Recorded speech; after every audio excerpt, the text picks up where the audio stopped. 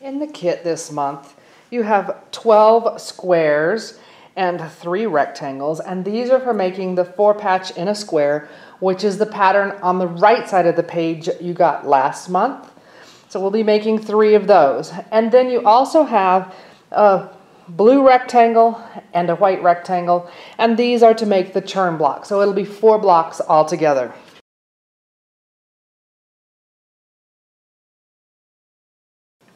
While we're making 4 patches again for the center of our block, our measurements are a little bit different.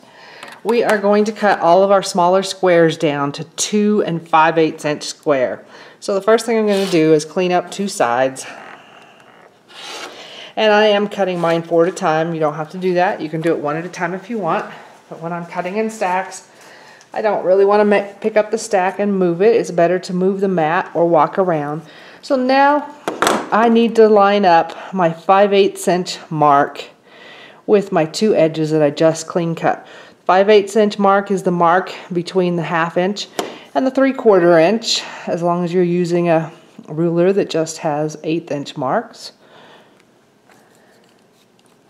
I'm going to cut the other 2 sides, and you're going to need to divide these up into 3 groups of 4, and you can put them in any order you want. We're going to sew them together just like we did last time to make 4 patches.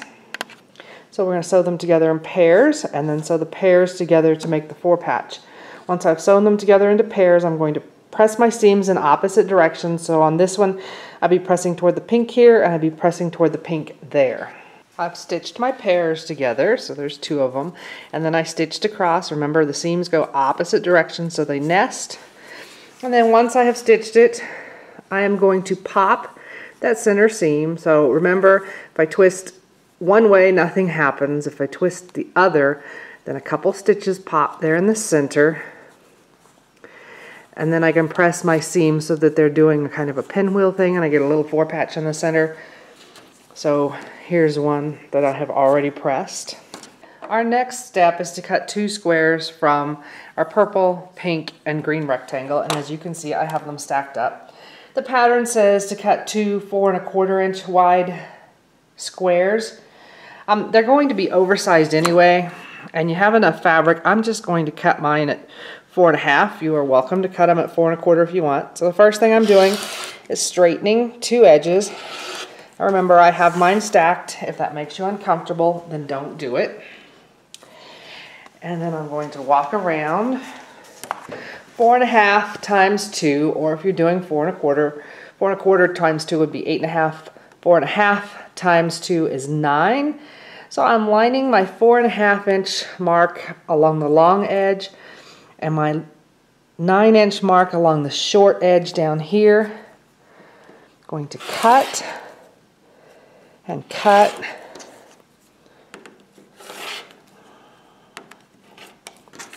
And then I'm going to back my ruler up to the 4 1/2 inch mark here, and it doesn't matter which marks I have on the long edges at this point. I'm just putting marks there to keep everything straight. And cut, and I have a nick in my blade, I can feel it.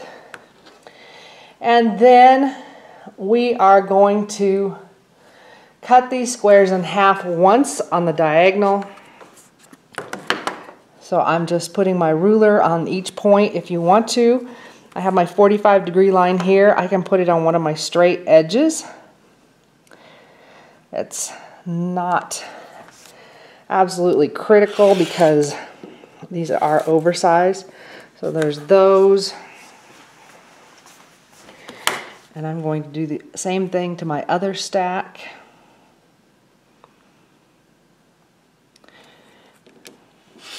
Cut. Okay. So now I'm going to take, and again, it doesn't matter, you can use whichever color triangle with whichever 4 patch you want. I am going to take triangles and sew them onto opposite sides of my 4 patch. Now, if you want to, you can fold this in half to find your center and match it to your seam. You don't have to. A visual centering is just fine because we're going to be trimming this down. So I'm going to sew my triangles to opposite sides of my 4-patch, and then I'll come back. I've sewn my triangles to opposite sides of my 4-patch, and I pressed away from the 4-patch or toward triangles. And now I'm going to just add triangles to the remaining 2 sides. And when I'm sewing these on, I'm sewing with my 4-patch on top. It doesn't really matter, but that's just the way I do it. When we're going for super accuracy on a square and a square, then it is important to have the center on the top. But I'll just sew and I will press away from the center again. And that's on all 3 of the 4 patches. I added my last 2 triangles, and again I pressed away from the center. And now we're going to trim our block down to 6.5 inches. And this is going to sound obvious, but it's easier to do squaring up or trimming down on a square block with a square ruler. So half of 6.5 inches is 3 1/4. So I have my 3 1/4 mark right here on the center. I also, since I'm using a square ruler, have a diagonal line that's running along one seam. I want to make sure that I'm going to have 1/4 of an inch beyond this point for a seam allowance, beyond this point, this one, and this one. If it's slightly more, that's okay. You just don't want to lose your points when we go to sew the quilt together. When I'm satisfied, I am going to trim 2 sides.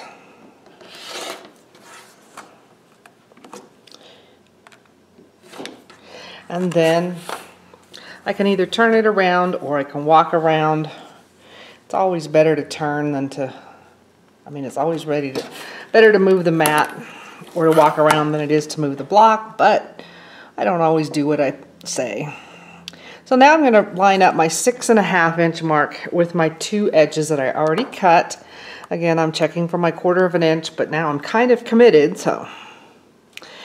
And then I will trim the remaining 2 sides, and I will do that on all 3 of my 4-patch in a square blocks.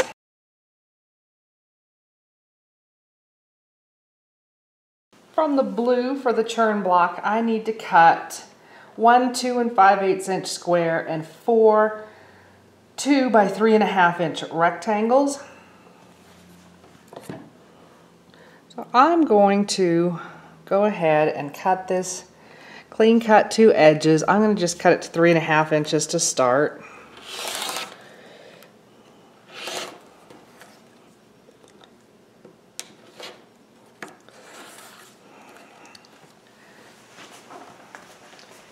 Because that's the height I need for my rectangles. So I'm going to bring this over to 3.5 and cut.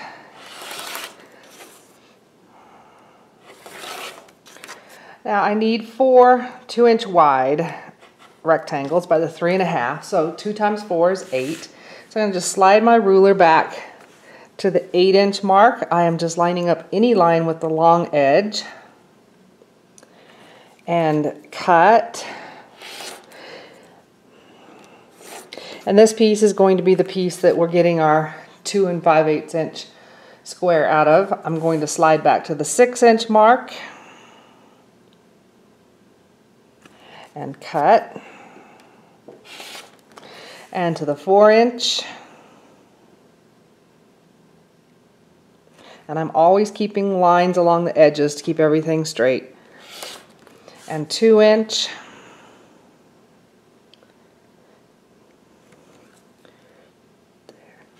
so that gives me my rectangles. Now I can just go ahead and cut my 2 5/8 inch square like the pattern says if I want to, but I'm going to show you a specialty ruler. This is the Square Squared ruler by Studio 180, and it is for making square and square blocks, finished sizes 1, 2, 3, 4, 5, or 6 inches. Now I know by looking at the pattern here, this is my square and a square unit.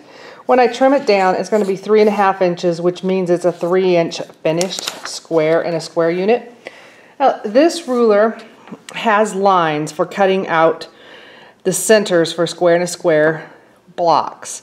And the reason this is helpful is because, as you've seen, it's This pattern says 5/8.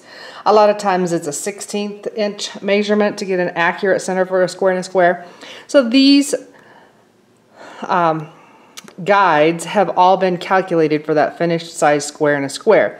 So rather than cutting the 2 5/8 that the pattern calls for, I'm going to cut the center square for a 3-inch finished block. So to do that, I've already clean cut 2 edges before. I'm just going to line up the lines with the lines for the 3-inch finished block center. Cut and cut.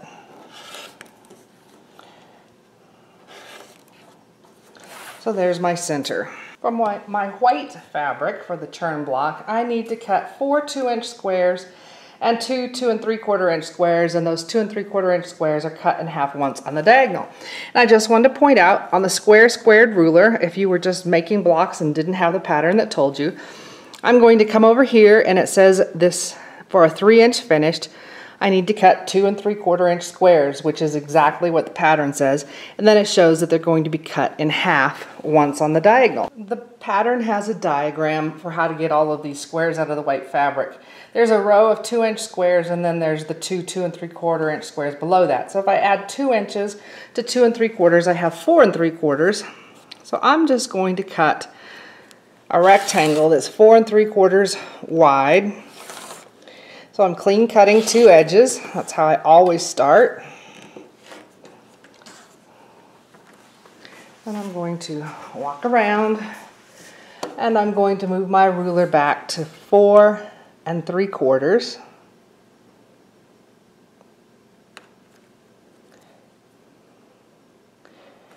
And cut as soon as I'm happy with my lining up. It's better to take the time to line up than to have to go get more fabric. Okay, so I need 2-inch squares off of this, so I'm going to move my ruler back and cut a 2-inch strip off of one side of this.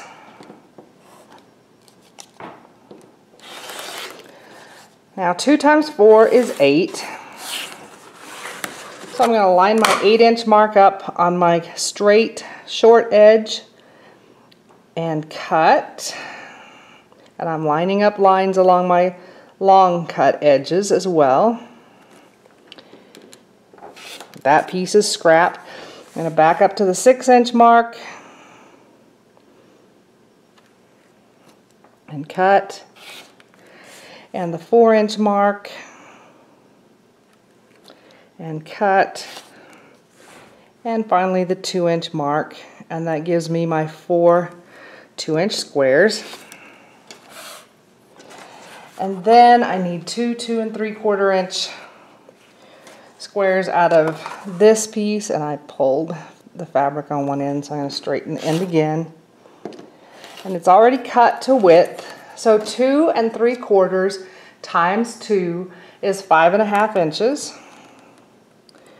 So I'm going to go straight lines on my long edges, my 5.5 inch mark, and move it down so you can see it better. 5.5 inch mark down on my straight edge.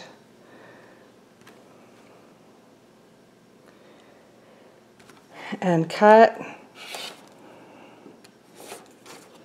And then slide my ruler back to the 2 3/4 mark. And cut. And that gives me those 2 squares, and we're going to cut them in half once on the diagonal. So I can put my 45-degree line along one straight edge. I'm lining my ruler up point to point, and then I'm going to cut. And I'm going to do the same thing on the other one. And cut. And there's a nick in this blade. Okay, so now I have all my pieces cut. The first thing I'm going to do is make my square and a square unit, and we did that with the 4-patch. So we're going to put triangles on opposite sides and sew them on, and on square and a square units, I can't think of any time when I'm not pressing away from the center and out toward the triangles. When I'm sewing a square and a square unit where I have accurate center square where it's going to be important, I'm going to sew with the square, the center square, on top so that I'm sure that I'm getting my 1/4 of an inch from that cut edge. My triangles in this case are oversized, so if I'm slightly off on those, it's not a big deal. I've sewn my triangles on 2 opposite sides. I'm pressed away from the center. Now we're going to go back and add the triangles on the 2 remaining sides. Again, I'm going to stitch with the blue square on top, and I'm just visually centering this because my triangles are oversized. If you want to center it exactly, that's fine too. If you're not using the squared ruler, then you are going to need to square up this block with just a regular square ruler, and to do that you would line up your 1 3/4 inch marks running through here. Make sure you have a 1/4 of an inch beyond all 4 corners and trim it. But I want to show you with the squared ruler, on the other end is a trimming section. So we're going to be trimming down to 3.5 inches. These little crosshairs right here are going to go on the points of our blocks here and here, and then we're going to trim. So here's how it works.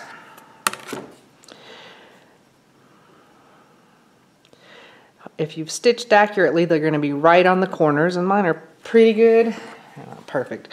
But I have my 3-inch mark here, my 3-inch mark here, here, and here, because this is going to be a 3-inch finished block. We're trimming to 3.5. So once I'm happy with where it's positioned, I'm going to trim off 2 sides, and then I'm going to rotate it. And now my 3.5 inch mark will be on my 2 edges that I just cut. My 3-inch crosshairs should still be lining up with the points, and I will trim off the last 2 sides. So if you're making lots of square and a square units that finish at whole sizes 1 inch through 6 inches, this is a great ruler that will speed things up. So now to finish this block up, we're going to sew it together in rows. So I'm going to sew white squares to the ends of my top and bottom blue rectangle, so those. And I'm going to sew the blue rectangles on opposite sides of the square and a square unit. And when I'm sewing this, I'm going to stitch with the square and a square unit on top, and I do that because I want to be able to see this intersection when I'm stitching so I can hit it exactly so that I keep my points. I stitched my rows together, and on the top and the bottom I pressed in toward the blue, and on the center away from the center, so toward the blue again. Now I'm going to just sew the rows together, and my seams are going opposite directions here so they will nest. Here's my finished churn block. I pressed the final seams out away from the center. So I have one of those, and we have 3 4-patch in a square blocks this month.